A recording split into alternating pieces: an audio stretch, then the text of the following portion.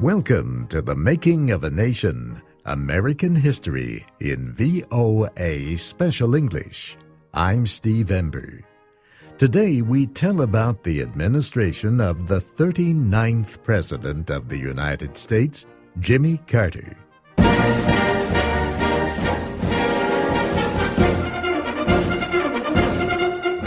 It is January 20th, 1977, Inauguration Day. America's newly elected president, Jimmy Carter, is on his way to the White House after his swearing-in ceremony at the Capitol building. But the new president is not riding in a car, he is walking. His wife Rosalind and his daughter Amy walk with him. Crowds along Pennsylvania Avenue cheer. Bands play. On this cold day in Washington, Americans look to the future. Watergate, the crisis that led to the resignation of President Richard Nixon, is several years in the past. The Vietnam War is history too. Republican Gerald Ford served the remaining years of Nixon's term. Many people believe he brought respect and order back to the government. Yet he lost the office to Democrat Jimmy Carter in the election of 1976. The nation still has problems. Unemployment is high, so is inflation. But the future of the nation looks bright. Jimmy Carter feels sure about his future too. On the day before his inauguration, he said, I do feel that the people of this nation, and I think the entire world, wish me well and want to see me succeed as president. And that gives me a sense of reassurance and confidence. I think I'm ready now to be president. During the election campaign, Carter often said he would be different from other presidents. He told voters he was not a member of the Washington political establishment, so he would do things in his own independent way.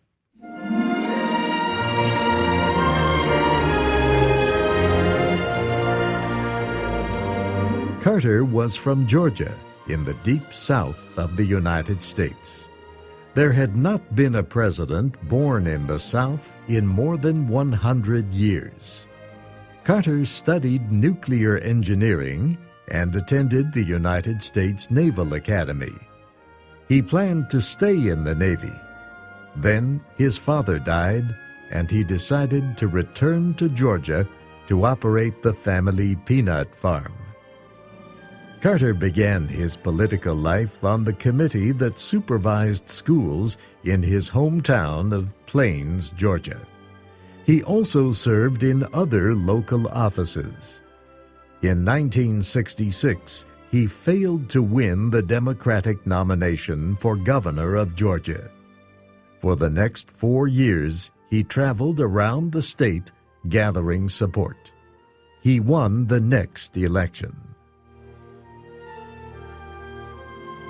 As governor, Carter earned praise for reorganizing the state government. He also reformed state programs dealing with prisons and mental health care.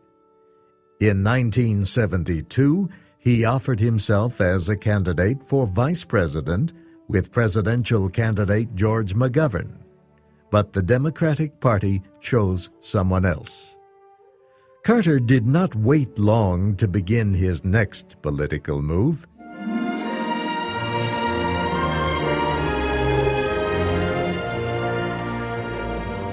He would try to win the Democratic presidential nomination in 1976.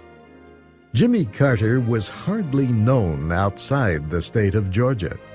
Political experts gave him little chance. Even his mother was surprised to learn that he wanted to be president.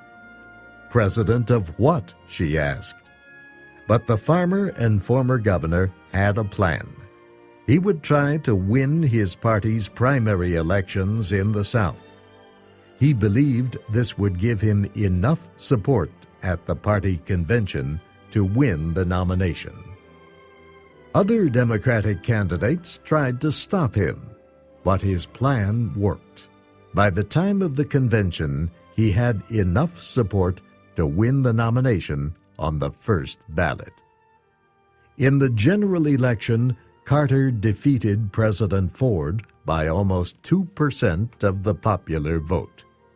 He lost in the West and Middle West, but won the South and Northeast. President Carter believed strongly in human rights. He hoped he could use his new position to support human rights throughout the world. On this and other issues, he was not afraid of being criticized when he believed he was right. For example, he believed it was right for the United States to end its control of the Panama Canal. He won congressional support for treaties to give control to Panama by the year 2000. He believed it was right to give diplomatic recognition to Communist China. And he believed it was right to continue negotiations with the Soviet Union about limiting nuclear weapons, even though he denounced human rights violations there. In 1979, Carter and Soviet leader Leonid Brezhnev signed the Strategic Arms Limitation Treaty known as SALT II. However, Carter decided not to send the treaty to the Senate for approval after the Soviet Union invaded Afghanistan later that year.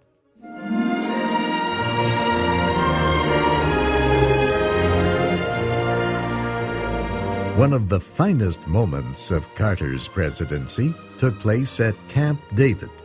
That is the holiday home of American presidents. There, in March 1979, President Anwar Sadat of Egypt met with Prime Minister Menachem Begin of Israel. They signed a peace treaty ending 30 years of war between their countries. We are privileged to witness tonight a significant achievement in the cause of peace, an achievement none thought possible a year ago or even a month ago, an achievement that reflects the courage and wisdom of these two leaders. Both men said the treaty would not have been possible without President Carter's help. President Carter was not as successful in dealing with the economy. High unemployment and inflation continued. The federal deficit increased, although he had promised to end it. And there was a shortage of gasoline.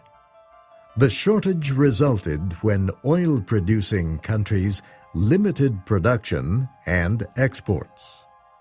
Carter urged American companies to develop new sources of energy in addition to oil.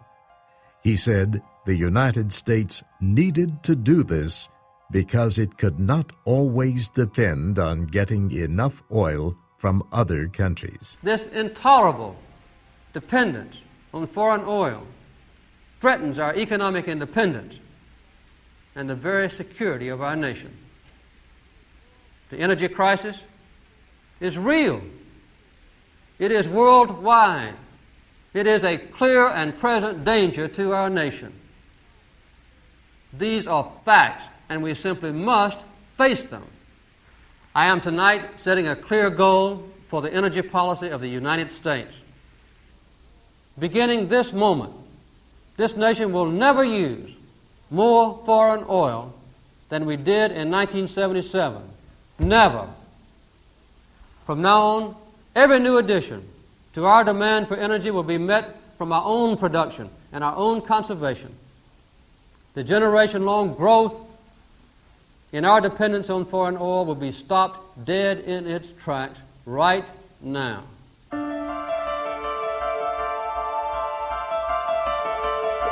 During the gasoline shortage, Americans had to wait in long lines to buy fuel. They did not like it and were angry. Many were even more angry about a different situation.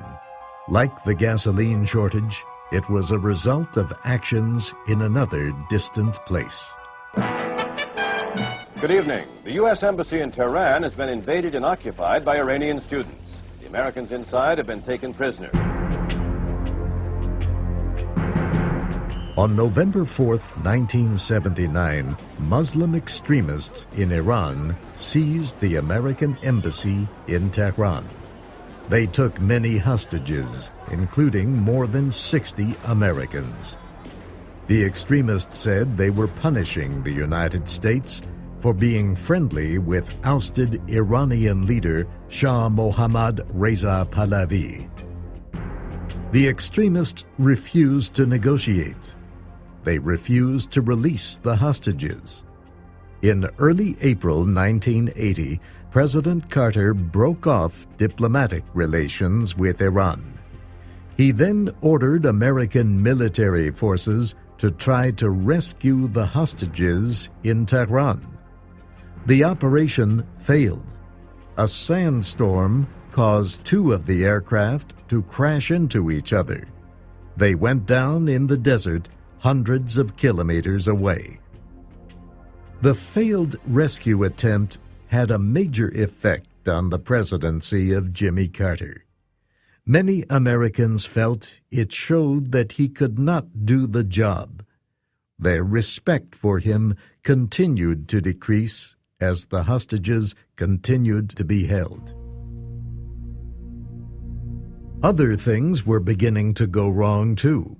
The president's younger brother, Billy, admitted receiving a large amount of money from Libya. He took the money in exchange for supporting Libyan interests with American lawmakers. His mistake was that he did not list his name as a representative of a foreign government.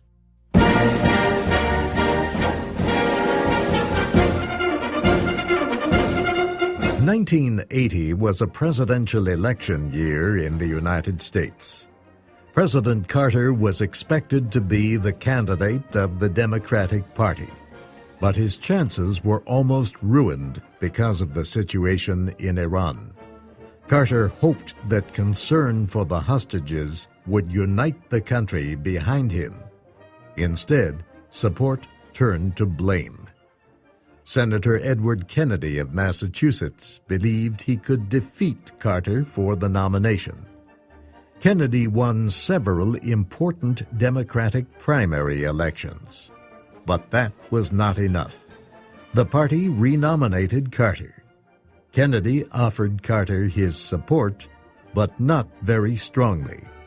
This left the party divided.